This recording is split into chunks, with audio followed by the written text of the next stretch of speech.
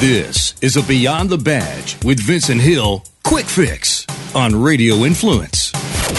A police officer in Columbus, Georgia, I believe it was Harris County, was shot during a traffic stop in broad daylight. So that just goes back to what I've always said. There's nothing routine in police work.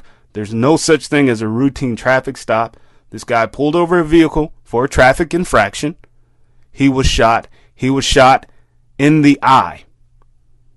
In the eye. Of course, the suspects fled. He later turned himself in. There were 3 people in the car. I believe the shooter was wanted in another state. He was black. The officer was white. So the first thing that ticks me off is I don't hear too much national outrage about this case. This black man shot a white police officer in the eye for simply doing his job, pulling a car over that was doing a traffic infraction. Now, the second thing that has me a little sick is that some citizen actually recorded the officer laying on the ground while he's being attended to. They're zooming in on his gunshot wound, so you basically see a bullet hole in this officer's eye, and the video's for about 5 minutes, and in the video, you can actually see the person recording it stepping in blood. You see other people around the scene stepping over what could be potentially crucial to the case, could be evidence. So it's sickening me that someone would, A, film this, because here's an officer laying, fighting for his life with a hole in his eye, and B, that they would even post it.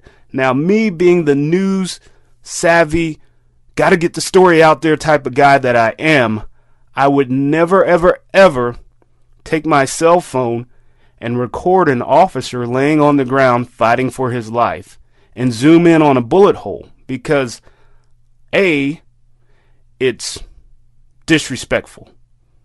B, that officer has a family.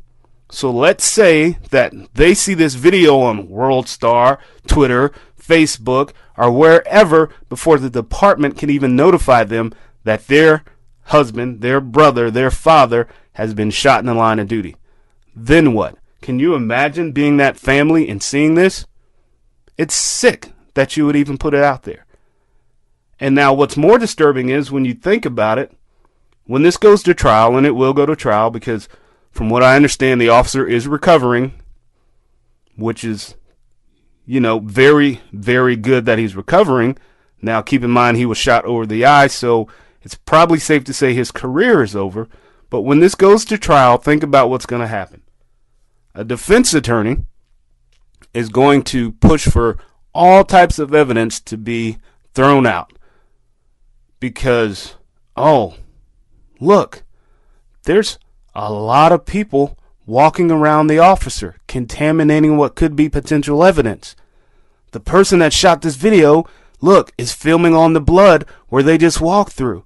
They contaminated the crime scene. We need to throw this evidence out, Your Honor. We need to throw out the fact that, yes, the officer walked several steps away from his car before he fell to the ground. We need to throw all of that out because this whole crime scene is contaminated. So we don't know exactly where my client would have shot the officer, or if the officer wasn't shot at a later time, because look how far away he is from his car. We need to throw all this out, Your Honor. That's what's going to happen. That's what's going to happen. So to the person that taped that, I don't know what you were thinking. Maybe, and I know it was a black female that taped it because she showed herself in it. I don't know. Maybe it was a way to say, let's get back at the white police officers that have been doing this to black people. I don't know.